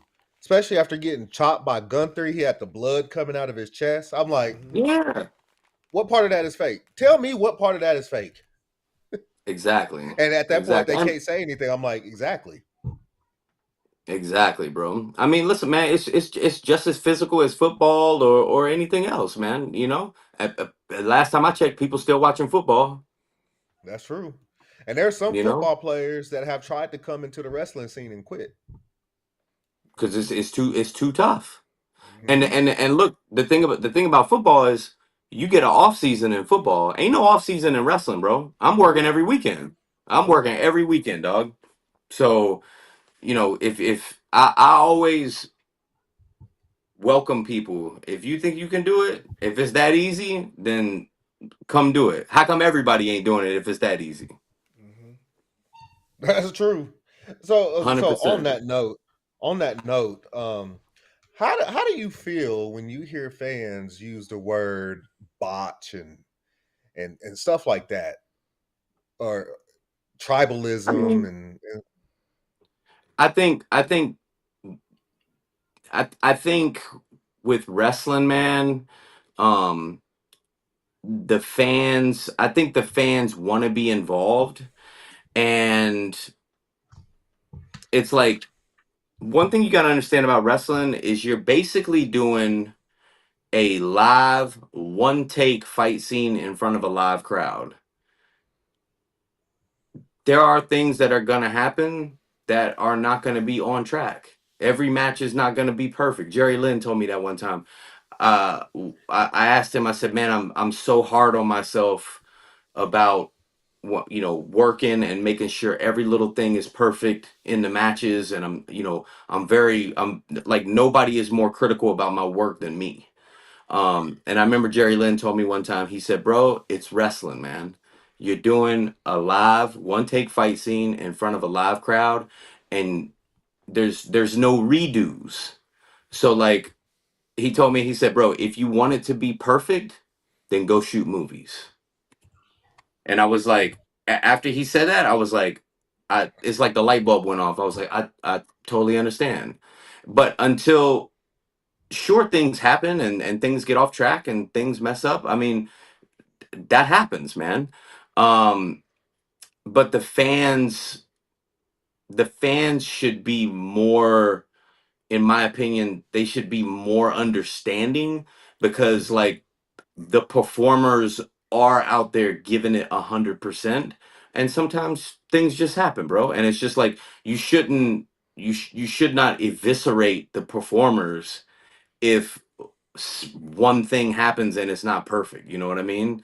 I mean, every performer is going in there with the mindset of trying to make this thing perfect. That's what everybody wants it to be, perfect. But if it's not, the fans eviscerating the performers for that, I think it just, I think it makes things hard between the fans and the performers too, though. It's like the performers want to love the fans, because without the fans, there is no wrestling. You know what I mean? But with the fans always like coming at the wrestlers, and it's just one of those things where you just like, yo, like, just chill, man, like, just chill and like watch the show. Like, ain't nobody screaming at you, like, if you working at Food Lion and you put the beans in the wrong place on the shelf. Nobody like breathing down your neck, because you're doing that, right? So like, just take it easy. So that brings up another important topic. I'm sure you've seen it. We've all seen it. The issue with fans following these wrestlers to hotels and airports and stuff like that. I know we've seen people like Kevin Owens speak up about it. CM Punk Mhm. a couple of times speak up about it. You know, I know you probably saw the video of Rhea Ripley being pinned up against her car in Paris Yeah, when she was trying to leave. Like, what are your thoughts on that kind of stuff, man? I think some things are excessive. um and people just gotta, on some level, they have to respect like the performer's boundaries. You know what I mean? Like, if you're somebody and you're like, dude, we have had like, I remember it was one pay-per-view we were doing like at NWA, and we got done with the pay-per-view, we went to the hotel, um we left the hotel and went to a restaurant, and we didn't get back to the hotel until like maybe like 1:15 or 1:30 in the morning, right? And there were people waiting in the hotel with programs from the show trying to get them signed. You know what I mean? And I mean, I'm not somebody who like trips out. I'm a very like relaxed, chill person. So like, when the fans like walked up to us and they're like, hey, like, can you sign these programs or whatever, in my head I'm thinking, I'm like, man, it's like 1:30, like, what are you doing here, Mm-hmm. but at the same time, I'm also thinking like, it's 1:30 in the morning, and this person literally waited here for me to sign this program. You know what I mean? And like, that's kind of cool too, so like, it's I I don't know, man. I think it just depends on the person. Like, for me, I'm just somebody who's always been very appreciative of anybody, man, who wants me to sign something or take a picture with them, man. That's super cool, and I'm very, very appreciative of it. But I mean, I think if it gets to the point of like, where you're getting mobbed, like how Rhea Ripley was getting mobbed, like around that car, and like she couldn't move, and like there's 50 people around you, and they're pushing you up against the car. That's definitely excessive, and like people have to realize that like sometimes you gotta back off a little bit. Yeah, I think there was even reports where like Oscar had fans show up to her house, and Liv Yeah, Morgan yeah, had that's fans show up way to out her of house. control. Yeah, that's Yeah, way out of yeah. control. I mean, bro, Have like you ever? we have had, I me and my father have the same name, and we have had people send trading cards, and 8x10s to my father's house, asking for them to be signed. Like they mailed them to my father's house, thinking that my father's house was my house. You know what I mean? So things like that. Can kind of freak you out a little bit, you know what I mean? Because it's like, that's my parents' house. And I Mhm. wouldn't want anybody showing up to my parents' house thinking that it's my house trying to get some wrestling stuff signed. I mean that certainly worried. And anybody that does that, we just take the stuff and throw it in the garbage, you know what I mean? Because it's like that's passing the privacy boundary there. Mhm. Right, right.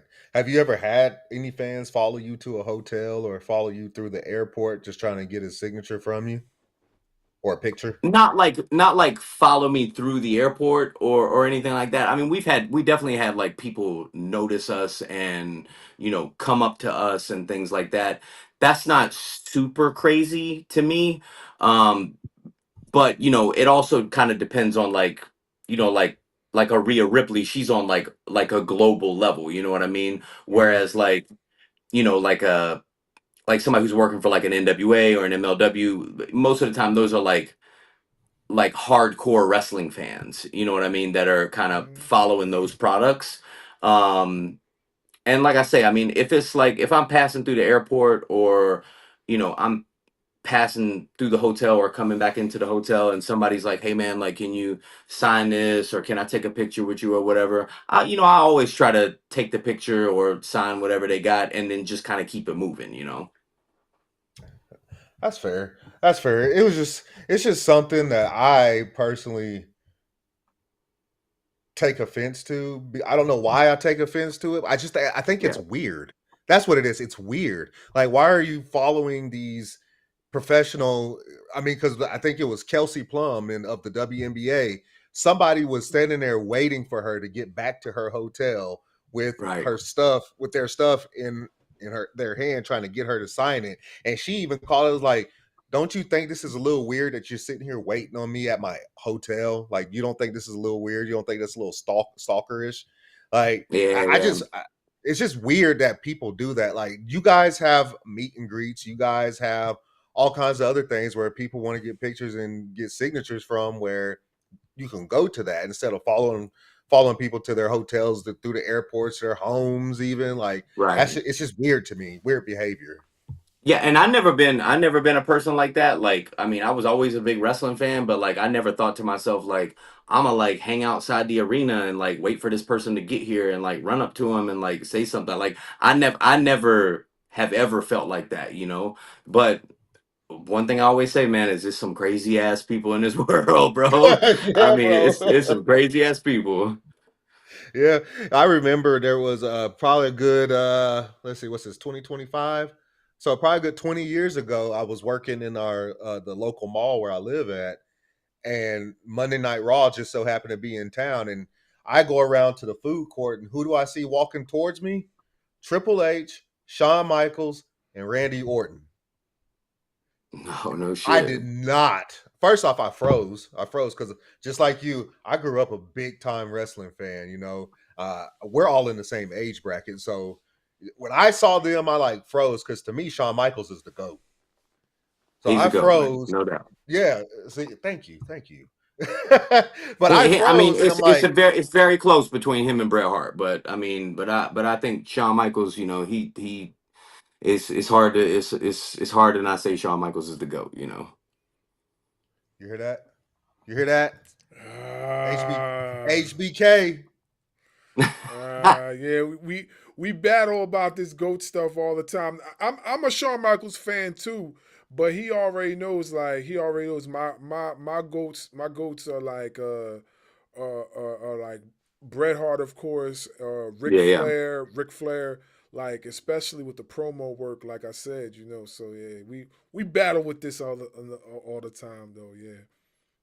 That's But why you just gotta have like a Mount Rushmore. You know what I mean? So you ain't gotta right. pick one. Yeah, Okay. yeah, yeah. Okay. Let's do this real quick. Let's do this. Here we Let's go. Here hear. we go. Because I was gonna say I just froze in my footsteps and I was afraid to approach them because number one, they're out in public. Mhm. Number two, they're probably on a time frame because they probably got to get back to the arena or get to Right. the arena to do what they need to do. So who am I to stop them just to ask for a picture or whatever? But let's hear Psycho Boy Fodder's Mount Rushmore professional wrestling. Mount Rushmore would be Bret Hart, Shawn Michaels, Steve Austin, and Hulk Hogan. That would be my Mount Rushmore. And everybody's on there for different reasons. I would say Bret Hart's on there for being one of the best technical wrestlers in the business. Shawn Michaels is on there for being not only technical, but he was kind of one of the original like high flyers where he implemented a lot of high flying stuff. Austin, just because I mean he just set the business on fire. And then Hogan, because he also set the business on fire, but just in a different era. So I think the business without those four people in the business ain't the same. You know what I mean? Because each person contributed a different thing to the business at the time they were in the business to get it to where it was at. I hear you. I hear you. I don't have Hogan on mine. I actually substituted Hogan. We actually have the same top three. Mine was Shawn Michaels, Bret Hart, Stone Cold, and my fourth. I throw people for a loop when I tell them my fourth. It's Mr. Perfect. I don't think he gets nowhere near the amount of credit that he deserves. He doesn't, and Mr. Perfect was one of the best sellers ever. One of the best ever when it comes to selling. You absolutely. You know who's a great seller too? Dolph Ziggler. One of the best, bro. Dolph Ziggler One of the best sellers, man. Dolph Ziggler's selling. That dude will sell his soul. Bro. Like there's a few times I've seen Dolph Ziggler sell, and I really thought this man was hurt. Like I was like, yeah, he's done. He's done. Dude, he's unbelievable, man. And I hope that within the next maybe 6-7 months, me and Ziggler get to work. I just saw him this past weekend, you know what I mean? And I mean he did some unbelievable work too, in that gauntlet match that they had. Took a mean guitar shot to the head too from Elias at the end of the show. Oh boy. Yeah, it took a mean guitar shot to the head, man. And like, speaking of Elias, one of my favorite people to wrestle too, man. Elias is he's like my brother, man. I mean, me and him, we talk every day, man, and he's a fantastic worker. Yeah, I like Elias. I like Elias. I especially grew even more of an interest in what Elias was doing because I follow him is because of his faith. So when he had a few times where on his I believe it was his TikTok, he was reading some scriptures and things like that. Yeah. And it was this one particular day where I was like feeling just kind of down on myself, and it so happens I stumbled upon his TikTok and he's reading one of the scriptures, and it just so happens I think it was one of the Proverbs. I forgot which proverb it was, and then he was just going through the Proverbs, and it just lightened up my day, and then the rest of the day it was fine. So he would totally be stoked to know that you said that, man. Yeah, I'm definitely going to text him in the morning and tell him like, yo, man, like let me tell you what my man said real quick. Yeah, like let him know like there's people that's watching and they get inspired by that because it's cool to see people you watch on TV and then you end up having the same interest. You know what I'm saying? Like it's real cool to see that. Because a lot of times you feel like like because of the work that you guys do, like, you know what I mean, it's kind of like hard to like relate to certain things, but then when you find out that you guys can relate in so many different ways, you know what I'm saying, it's pretty cool. You know what I mean? Like, who would ever thought like we'll be able to sit down and hold conversations to people that we watch on TV on a regular basis?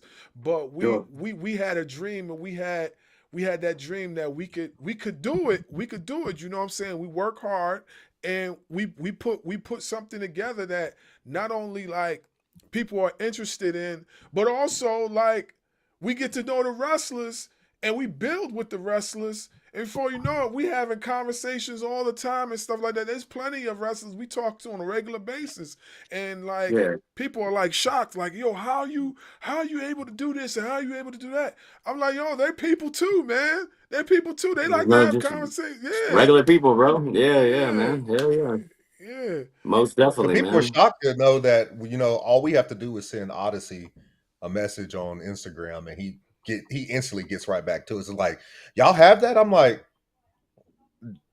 what's wrong with that? Like, Mm-hmm. Bro, and like me and Jordan, him, like we so cool, man. Like, I mean, like that's, I mean, like honestly, like I consider him a bro for sure, man. Because and we, man, like we talk and we just got so many things in common, man.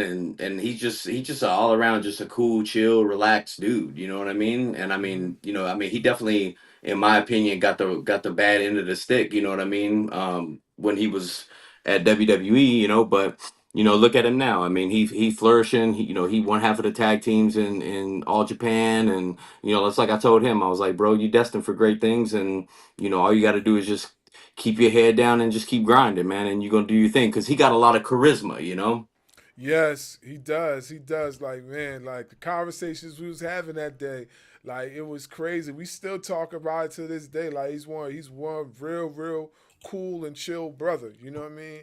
And Most definitely. and those I feel like those type of conversations, just like the one we having with you, like those are the type of conversations that are everlasting. You know what I'm saying? Like Yeah, yeah. they sit in your head, and like you could, you could remember. Oh yeah, remember when we was talking about this, about, you know what I mean? So yeah, Mm-hmm. I think that's Most dope. definitely. Hell yeah, man. Man, I had a lot of fun, man, with y'all, man. Y'all got Yeah, a cool thing going, man. And if I can help y'all get anybody on here, man, you let me know, man. And I definitely, make moves to reach out to people if y'all need that.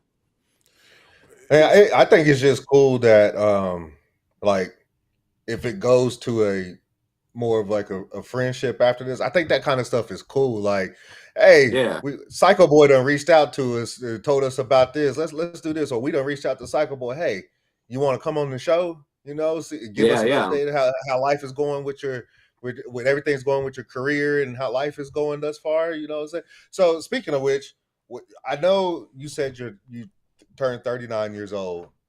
Do you Yeah. what are some of the goals that you have going forward? Man, just to kind of, I mean, obviously, like, I think pretty soon we're gonna be going back to doing TV pretty soon. turn the And light off. and it's I think another good, like, you know, 1-2 years doing TV. I told my wife, man, that I wanted to make sure that, you know, we do our thing, have another good run on TV, man, and then after that, I plan on just kind of bowing out. And then more so just focusing on my family, just focus on, you know, running my businesses, man, and just helping raise the little man into a big man. Mhm. Yes, sir. Yes, sir. I hold on. My son just walked in here. Remember what I was telling you all about? He just walked in here. He just want to say hi. Can you? All right, come out, man. Come out, bro. Like this guy, man. Come out. Come on. Remember? Oh Remember? shit! Hold on a second. I don't want my phone to Okay. die. Remember? Remember I told you about the guy we was watching on the show, Psycho Boy. There you go, right there. Just say, just say hi. He can see you. Say hi. Hi. Yo, what's up, bro? See, yeah. What's Yeah. going on, bro? He said, "What's going on?" Oh, you can't. You Good. can't. Yeah, just say hi real quick. Hi. Yeah. Yo, what's going on, bro? How you doing? Being shy? I'm good. Yeah. He That's what's up, man. he he was there that day when I told you the story, and he was like, "Yo, Yeah, Dad." yeah. He was like, "Yo, Dad, are you okay? Why are you yelling at the TV?" I was like, "Yo, you don't know who that is." He was like- so yeah, yo, all right, you can go. You can go back now. Bye. All right. Yeah, he just funny guy, man. Yeah, man. I got one. I got last. This is my last question. You wrestled against a wide variety of opponents, including veterans like Fred Roaster. Of course, we talked about Two Coat Scorpio. What have you learned from facing such a diverse group of wrestlers? I mean, you learn something different from every guy, but the main thing, man, I mean, you're always learning, man. With wrestling, man, you never stop learning. You learn new shit all the time, man. Even you 5, 10, 15 years into the game, you learn new stuff all the time. I would probably say the best thing that I've ever learned from anybody is always making sure that you slow down. Slowing Yeah. down in the ring. If you think you're going too slow, you need to go even slower. Mhm. That's the number one rule. I got a side question with that, right? So is there Hmm? such thing like, okay, I use myself for example, like I'm 6'3", right? Is there such thing as like me being at my size and height, I should wrestle as my height permits? Mm-hmm. Is there such Mm-hmm. things that, because I've heard that plenty of times, like, oh, you're a 100%. big guy, you should wrestle like a big guy, or you're a smaller guy, you should wrestle like a luchador. So is there such things as Yes. that? Oh yeah, for sure. Oh, Definitely need to wrestle your size. You know what I okay. mean? I mean, imagine like Kevin Nash out there doing like, lucha arm drags or whatever. It just don't it don't go right. It don't flow, you know? Hmm.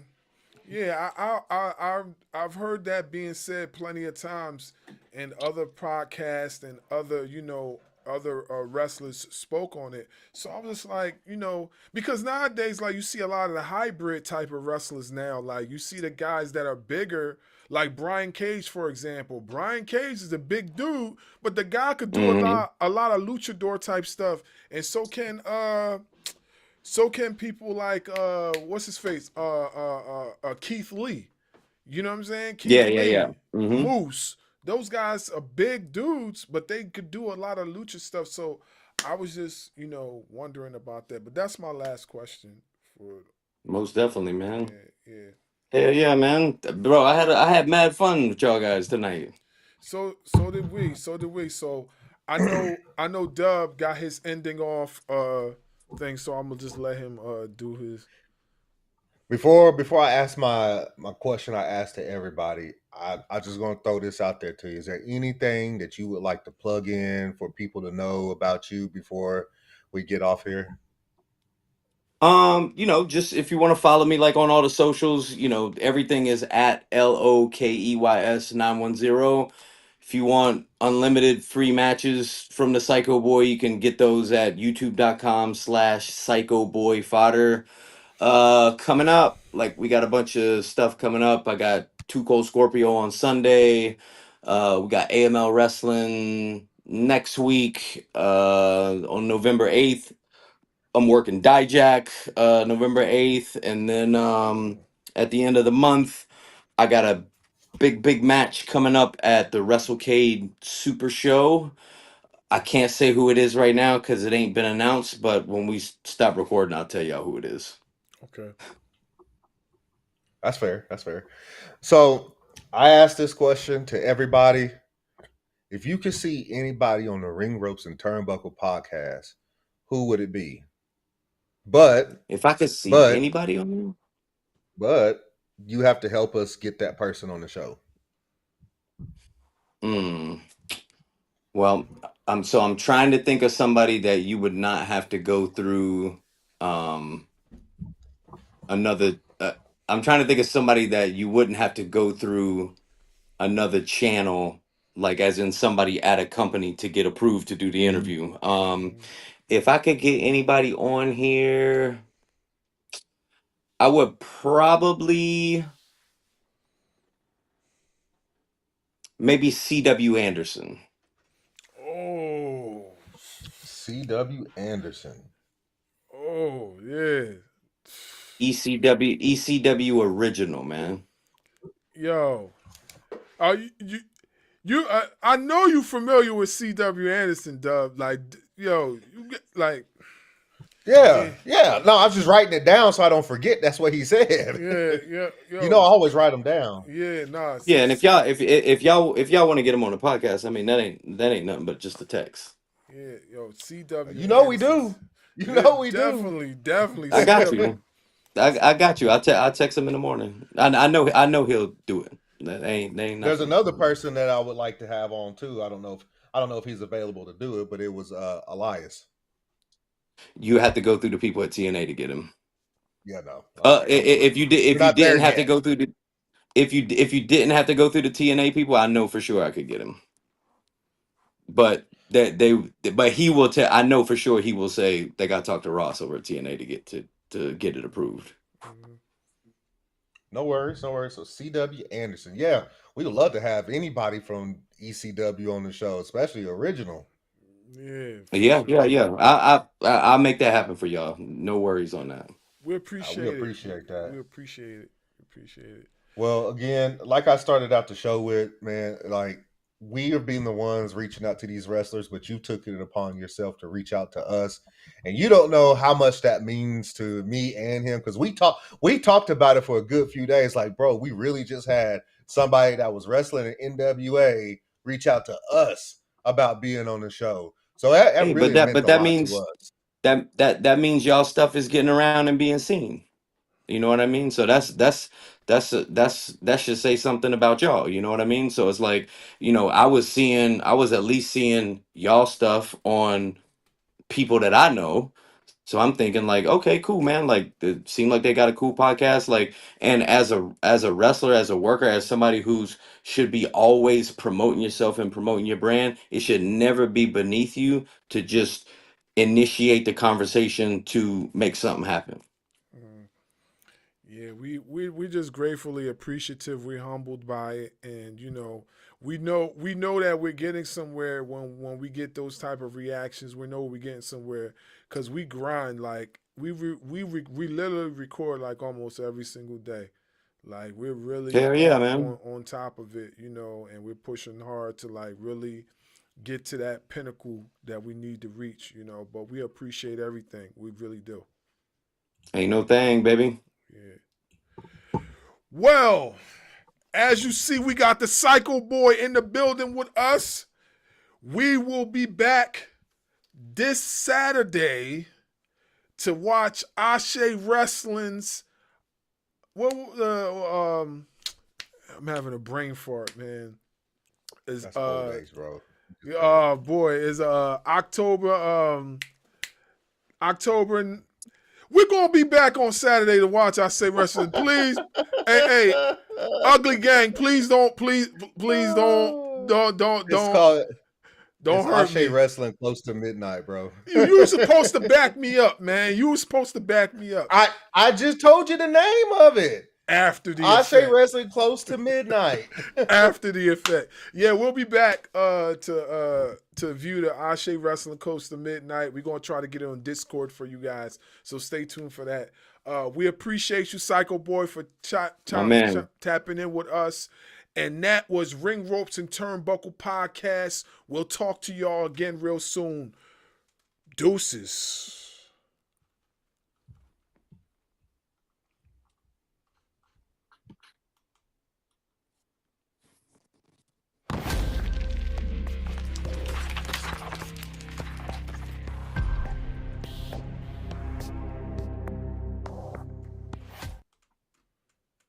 Podcast, scheduled for one fall. Introducing first, they are the Internet Podcast.